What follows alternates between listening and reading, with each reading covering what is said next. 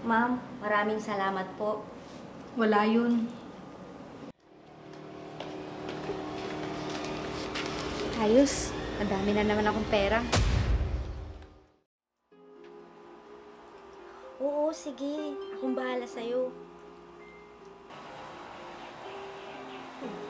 Asa na naman kaya si Mira? Ang dami pang hugasin dito. Mira? Mira? Mira? Sandali lang. Andyan na yung matanda. Mamaya na Mira? ako tatawag sa'yo, ha? Hintayin mo yung chismis ko.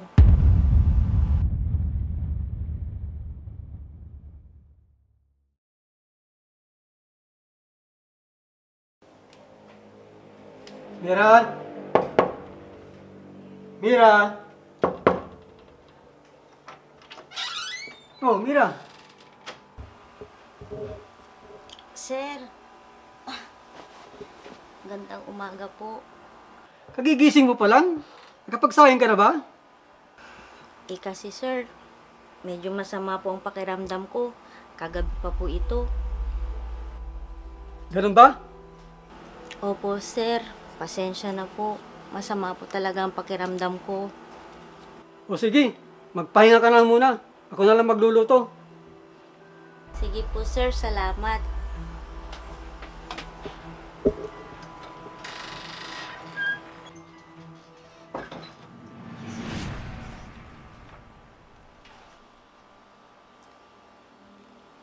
Hello, may ginagawa ka pa ba?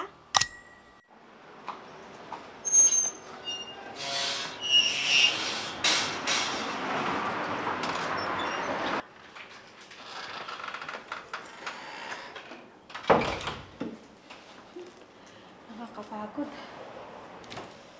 Ang init sa labas. Pa? Pa?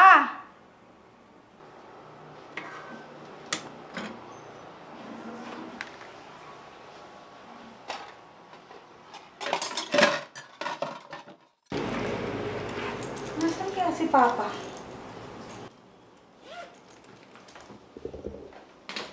Pa?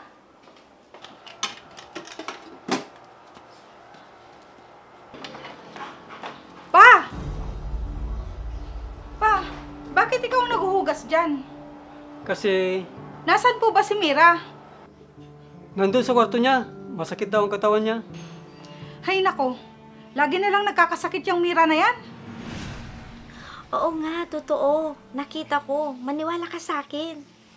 Kapag oras ng trabaho, lagi na lang nagdadahilan. Hayaan mo na, anak. Baka totoo naman.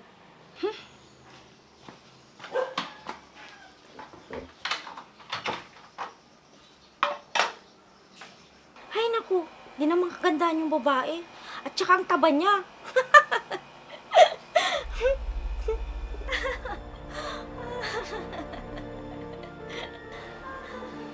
Sinasabi ko na nga ba eh, nagdadahilan lang si Mira na may sakit. Mira!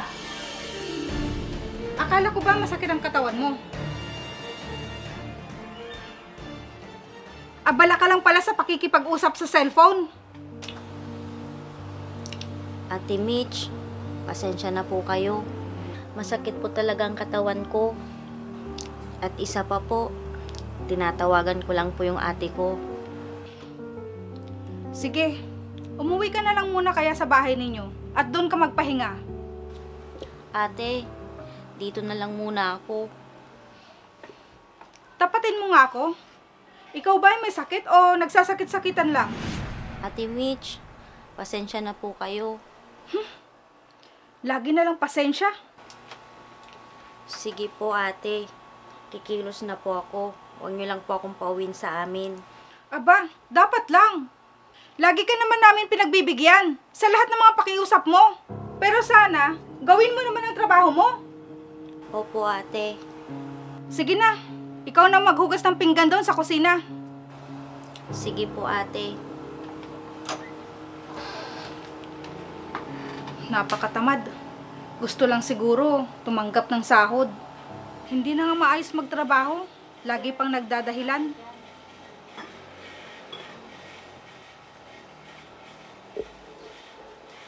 Ay nako, kung hindi lang namin kailangan ng kasambahay, matagal ko na yung pinaalis.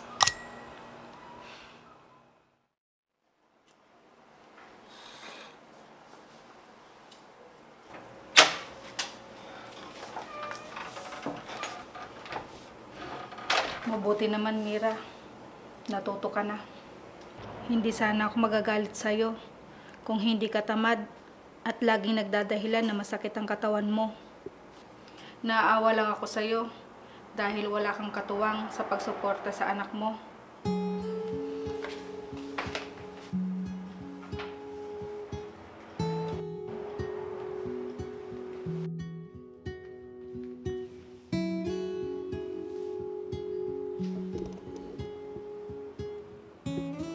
Tao po!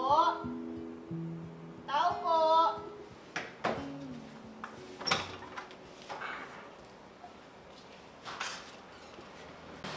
Magandang araw po.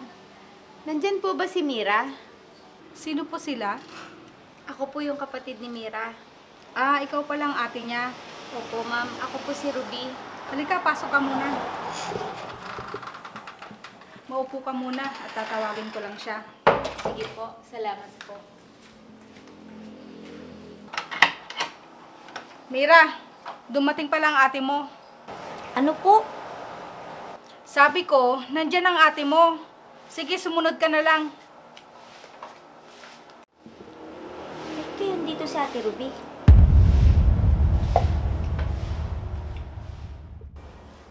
O ate, anong ginagawa mo dito? Mira, may kailangan sana ako sa'yo. Ano na naman ang kailangan mo ate? Mira, may sakit kasi ang Kuya Berto mo. Kailangan ko ng pera. Ipapagamot ko lang sana siya. Ate, saan naman ako kukuha ng pera? Alam mo naman kakaunti lang ang sahod ko, di ba? Sapat lang yun para sa amin ng anak ko. Konting bagay lang naman yung hinihingi kong pabor sa'yo. Ako naman yung nag-aalaga sa anak mo ah. Nanunumbat ka na ngayon ate? Binibigyan ko naman kayo kahit papano. Hindi ka ba pwede makabale sa amo mo? Nahiya na ako ate. Mababait ang mga amo ko at ayaw ko silang abusuhin. Kailangan ko talaga ng pera. Baka kasi mapano ang Kuya Berto mo. Mira, magkano ba ang kailangan ng ate mo? Ma'am, nakakahiya naman po. Ma'am, pasensya na po kayo kung nakakaabala man po ako sa inyo. May sakit lang po kasi ang asawa ko. Magkano bang kailangan mo? Baka makatulong ako sa'yo. Talaga po? Mga 5,000 lang po sana. Mampa-check up ko sa asawa ko. Kasama na po ang gamot niya doon. Ganun ba? Sige, sandali lang. Ate, hindi ka ba nahiya? Ang dami nang naitulong sa akin. Pati ba naman ikaw? Hayaan mo na. Totoo palang mabait ang amo mo. Oo nga, pero Wala nang pero-pero. O, ito. Tulong ko na yan sa asawa mo. Tsaka dinagdagan ko na yan. Maraming salamat po, ma'am. Malaking tulong po ito sa amin ng asawa ko. ma'am, nakakahiya naman po. Pati ang ate ko, tinutulungan niyo pa po. Huwag na kayong mahiya. Basta ikaw, Mira, ayusin mo lang ang trabaho mo dito. Narinig mo yun, Mira? Hayaan niyo po, ma'am. Pagsasabihan ko po si Mira na magsipagpalalo. Mabait naman si Mira. Kaso lang, hindi niya maiwasan ang paggamit ng cellphone, lalo na sa oras ng trabaho. Ikaw, Mira, unahin mo muna ang trabaho bago ka makipagchismisan sa cellphone. Ate naman, ma'am, pasensya na po kayo. At nahiraman pa po kayo ng ate ko. Sabi ko naman sa inyo, tulong ko na yan at hindi hiram. Hindi ko kasi kayang tiisin na hindi tumulong, lalo na pag may nagkakasakit sa pamilya nyo. Salamat po, ma'am. Salamat po. Basta, ayoko lang nang niloloko ako, lalong-lalo na pagdating sa pera. Katulad nung natulungan ko noon, na hiniraman ako ng malaking pera. Akala ko naman, totoong magpapaopera siya. Yun pala, gagamitin lang pala niya sa mga luho niya. Eh ano pong nangyari sa nanloko sa inyo, ma'am? Ayun, nakulong dahil marami pala siyang nabiktimang tao. Kasi marami siyang napagkautangan. Kawawa naman po pala yung taong tinulungan nyo, ma'am. Pera lang yon. Madaling hanapin. Pero ang tiwala ng isang tao, mahirap nang maibalik. Tama po kayo, ma'am. Ma'am, tutuloy na po ako. Mira, aalis na ako. Sige, mag-iingat ka. Sige ate, mag-iingat ka ha. Mira, salamat. Una na po ako.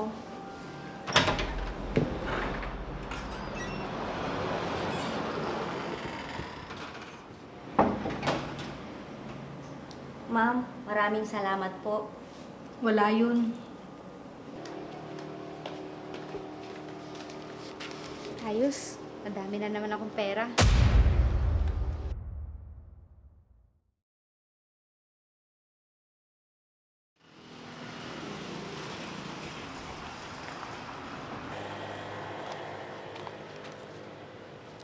Parang si Ruby yun ah.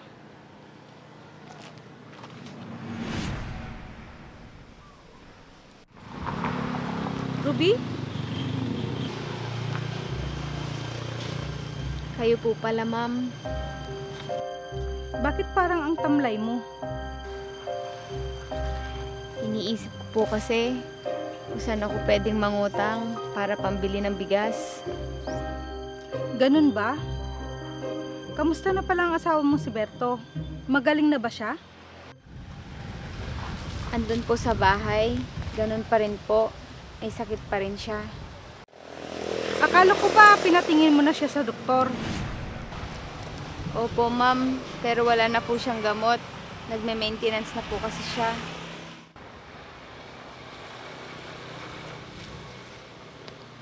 O ito. Pambili mo ng bigas at ulam.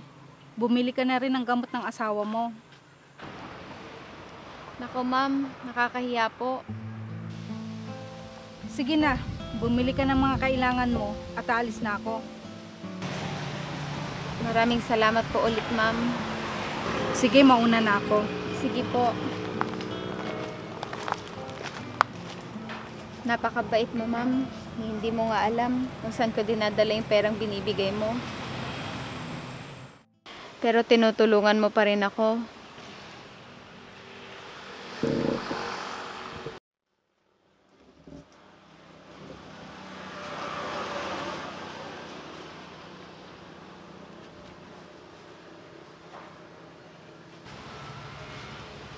Ibibili ko na lang kaya ito ng bigas? Tama. Bibili ko na lang to ng bigas namin at dilata para may pang-ulam kami. Titigilan ko ng bisyo ko. Wala na nga kaming makain dahil sa bisyo ko.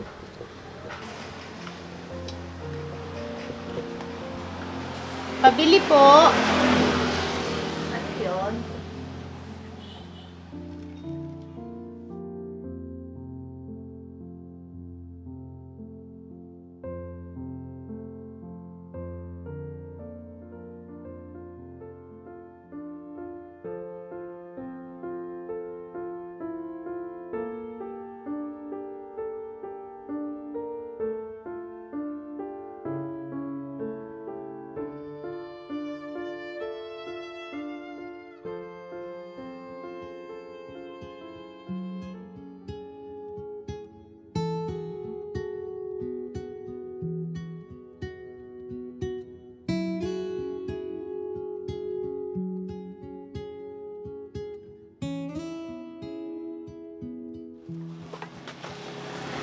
May natira pa akong pera. Tatago ko na lang to para pag naubos tong bigas at dilata namin, may pambili ulit ako.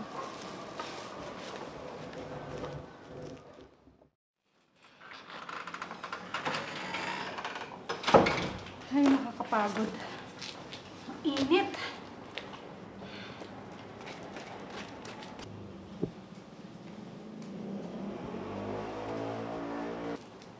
Ma'am, andyan na pala kayo. Oo, kararating ko lang. Ang init sa labas, nakakapagod. Ma'am, nakausap ko pa lang ate ko kanina. Nagpapasalamat po sa binigay niyong tulong sa kanya. Wala yun. Basta, pag may pangangailangan kayo, bukal sa puso ko ang tumulong. Hindi lang po yun ang naitulong niyo sa kanya, ma'am. Ha? Anong ibig mong sabihin? Kasi po, napagtanto niya na hindi maganda ang gawain niya.